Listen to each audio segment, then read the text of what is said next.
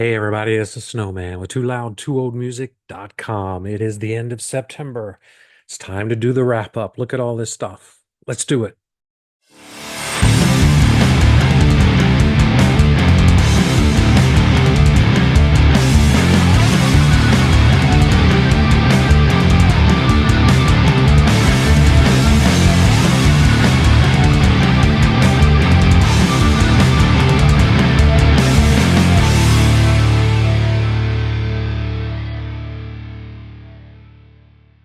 Hey everyone, it's the Snowman with TooLoudTooOldMusic.com. Welcome back to the collection.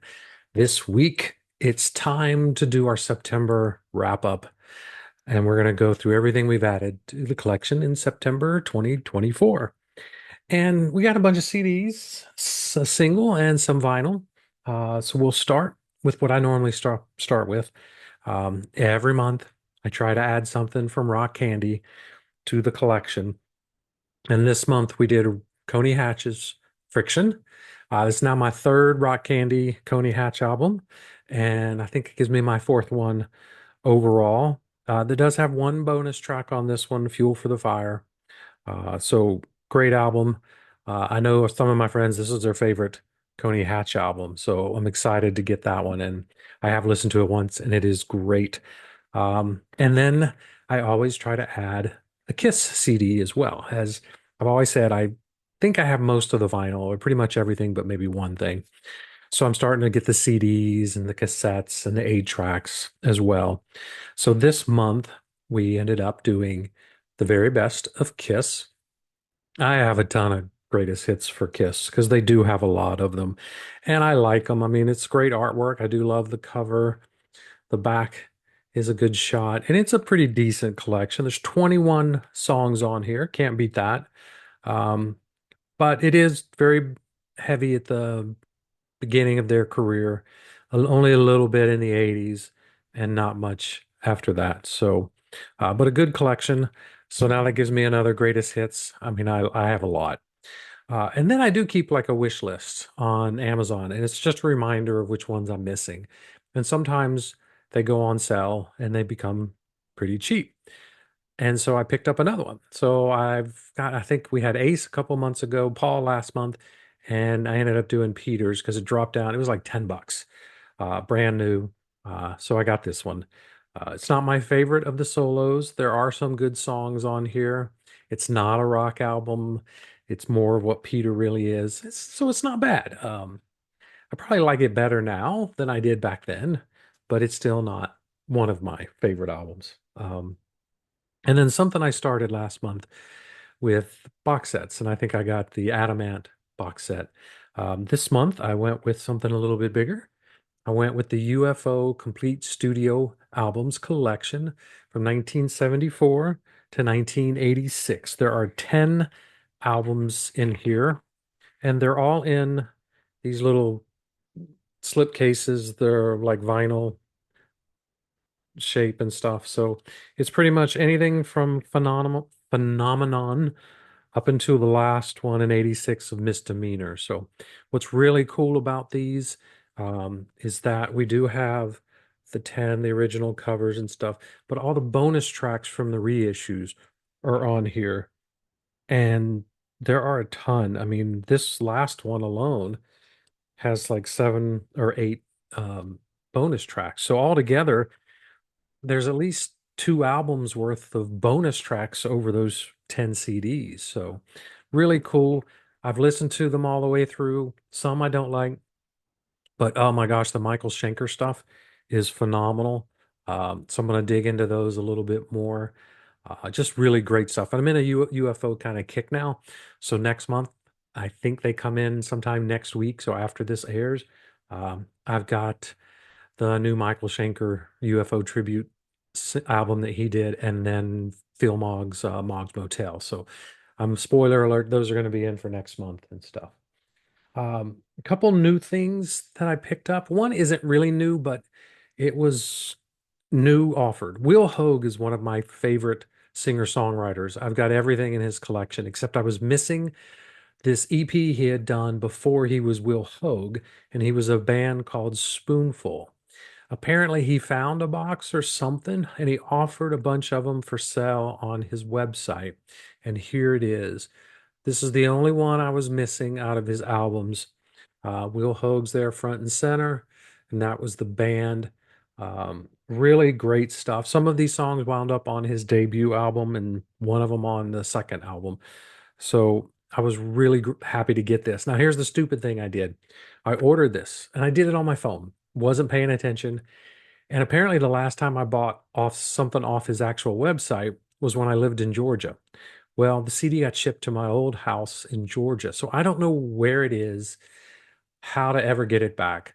And I was thinking I would never get it back. So I went and ordered again, and I did get it. He is now sold out. So I'm glad I went online and ordered it again. But I don't think I'll ever see that original one I ordered. It's the people who bought the house, maybe they kept it and decided, oh, this is cool. I'll keep this. So who knows? Um, One of the new releases that I did buy, and I didn't buy a lot of new releases this month, um, but one of them is Tak Matsumoto Group, TMG2, their second album, and that's Tak Matsumoto on guitar. It has Matt Sorm on drums, Jack Blades from Night Ranger on bass, and Eric Martin on vocals. Their first album was 20 years ago, and now I have their second. And this is a Japan only release. And there's also a second disc in there that's a Blu-ray that is their 2004 live show. But what was really cool though, it came in a long box. Um, and then it also came with this sticker that's I've got slid in here as well. So you can see one side is Dodge the Bullet, the live show. The other side is the new album. And so really, really cool thing that they did. Oh, it's upside down. So sorry. Just a really cool packaging. I love the fact they did the long box. And all that was in that long box was this. So all of this to house this somewhere in the center. But great album. I haven't gotten into it too much yet. Haven't had a chance, but really awesome, awesome album so far. I need more time in it. Then I was at my local record store flipping through their CDs, and I came across a batch of ZZ Tops that I didn't have. And all of these, I think, are from the 90s or later or something. First one here is One Foot in the Blues. I have not listened to this one yet. Um, there are 17 tracks on here. I want to say this is a compilation. Could be a live show. I honestly, I don't know anything about it other than I saw it. I was like, I don't have that, so I bought it. The next one I picked up was Antenna. This again is the 90s. I think where we go. Do we have a date? We do. I just can't read it. But I think this came after Afterburner, maybe not Afterburner. What was the one after? Anyway, it's a 90s one. You can tell it's a 90s one. It's not, it's got a few good songs and stuff, but it's not that great. And then I got ZZ Top Triple X. Don't know anything about this one either. No, it's the 90s, late 90s, I think we're getting into here. This one's better than Antenna. I will admit that one. And then I found an AC/DC album that I didn't have on CD, and it was Blow Up Your Video. Not one of their best, but heck, for just a few bucks, I was able to grab that. And it's in a digipack, so it's one of the reissues. I haven't listened to that one yet. I'll get to it, I'm sure. All right. So then that's all the CDs I had. So on vinyl wise, I ended up picking up a brand new single, 7-inch single from Bryan Adams. This has War Machine, and the B-side is Rock and Roll Hell. It's just on black vinyl. Yeah, it's just on black vinyl. But this, if you can see, let's get it blurry. Not blurry. It's on Bad Records. Bad Records is Bryan Adams' new record label, and this is the first single they've ever released on it. And I had to have it. But I had to have it because it's a Kiss adjacent release, because War Machine and Rock and Roll Hell were two songs that Bryan Adams and Jim Vallance had written with Gene Simmons of Kiss, and they both songs ended up on Creatures of the Night. So he's just doing his versions of them. They're different from the Kiss versions. He tried to keep to the spirit of it in some respects, but it's Bryan Adams, so he did them a little different. I've got a review coming up on the website in the near future in the next few weeks. So if you want to see my thoughts on that, you can check that out at tooloud20music.com. All right, now we're going to get on to the vinyl.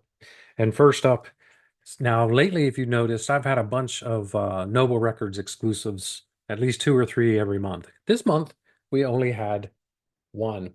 And this was the band Wizard. It is a power trio out of Florida. It's a 1971 album. It is psychedelic hard rock. And kind of Iron Butterfly, Mountain, that's kind of what they say. It's kind of like it's on, I forget. Yeah, I forget which label this is on, but it's Noble exclusive. So that means the color of the vinyl is exclusive to him, to his record store.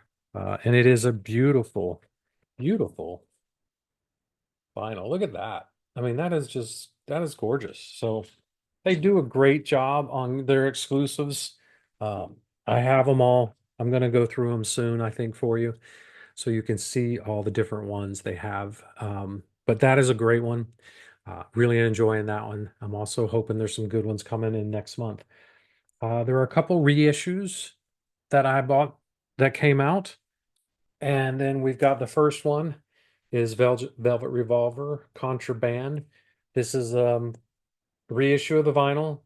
It has, I forget how many bonus tracks on here, but it's got a good many bonus tracks, maybe 6 tracks altogether that are not on the original CD. It's just black vinyl, but this really cool album. It's got the guys from Guns N' Roses, Matt Sorum on here, if I'm not mistaken. Yeah, Matt Sorum's on here. You've got Slash, you got Duff, and on lead vocal is Scott Weiland from Stone Temple Pilots. That's why I really like this one because I love Scott. So, and an interesting fact on here, one of the engineers on this album is my brother-in-law, Ryan Williams. So kind of another reason I wanted this on vinyl. I do try to get a lot of his stuff that he's engineered on vinyl so my kids can have them down the road and to say, hey, my uncle did that. So, and then another reissue, which I've shown recently on the Bon Jovi series, but it was the Bon Jovi greatest hits. So I'm not going to pull this out because if you want to see all that detail, go check out the Bon Jovi Part 2 when I did covered all the albums from the 2000s. So I was real happy to finally get that on vinyl. Then when I was at Noble, I kind of went on a little shopping spree. I didn't, I got some cheap stuff, but not so cheap stuff. So, but the coolest thing I bought outside of the exclusive was a Japanese pressing of the Japanese band Loudness, Thunder in the East. So it's got the Obi strip. Um, it's on the black vinyl that it has insert in there that's in some Japanese. It has a sticker. Let me show you this. I was really stunned. I should have pulled that stuff out beforehand, but I was really absent-minded about it. But here's the back of it with the band. Um, but it had this sheet in here of stickers. Look at that. All are on there, all in perfect good shape uh, of Loudness, different stickers. So that was a huge surprise when I got that. And I had to grab this. My buddy Mike Lodano loves Loudness. And so when I saw that, I was like, you know what? I'm going to try them out. And this was probably one of their most popular albums. But to get a Japanese edition of a Japanese band, I'm all for that. So that is all like the new stuff. Well, Loudness wasn't new, but um, I also have been on a kick. I've been doing the Def Leppard series on the website, and I'm in the stretch between where they have like a 7, 8 year gap between albums, between songs from the Sparkle Lounge and Def Leppard self-titled, where they did their little side projects. And Joe Elliott was doing Down and Outs, and it was a lot of Mott the Hoople and Ian Hunter stuff. So what did I do? I went out and bought some Mott the Hoople. So we got Mott the Hoople album. Um, it's just black vinyl, has some really great songs on here. Uh, Actually, I thought this album was fantastic. So I was excited about that. And then I also picked up Mott the Hoople Live, which I have not listened to this one yet. Great shot of the band back there, though. But it's got, a lot of their classic songs on here, all the way from Memphis, all the young dudes, um, and a great little medley. So um, I'm sure this is good. I just haven't listened to that one yet. And then I picked up a couple Ian Hunter. So this first one what is the name of this one? This is Ian Hunter. You're never alone with a schizophrenic. Well, that's pretty much true. So you have that great picture on the back, and this one has Cleveland Rocks on here. Um, and I'm just having trouble reading in this light. The light's bad. So I haven't listened to this one. So I've only gotten to listen to one of those so far, but one I've spent a lot of time with is this next one. And this is really an awesome greatest hits album. It's Shades of Ian Hunter, the ballad of Ian Hunter and Mott the Hoople. It's a 2 LP set. The first disc is all Mott the Hoople. And then the second disc is Ian Hunter's solo stuff or Overnight Angel stuff. So really just some phenomenal songs on here.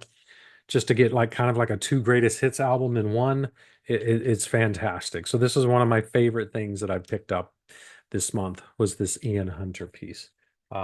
Really excited about that. And that's pretty much all I have this month. It was, I think a lot of good stuff in here. I'm really excited with that UFO box set and enjoying that. The TMG thing was great. But I'm excited. Next month, I've got a bunch of stuff pre-ordered that should be coming in. There is a record show that we have on the 12th, but I don't know if I'm able to make it, and I'll explain why next month. And then my local record store, Noble Records, in October has his 5th anniversary sale next weekend. So he'll put out some really cool stuff. So I'm going to try my best to get up there next weekend and see what he's got that I can bring home and add to the collection. So thanks for hanging around. Please click like, hit subscribe, leave a comment. Anything you want to do is fine with me. Thank you again for watching, and we'll see you next time on the collection.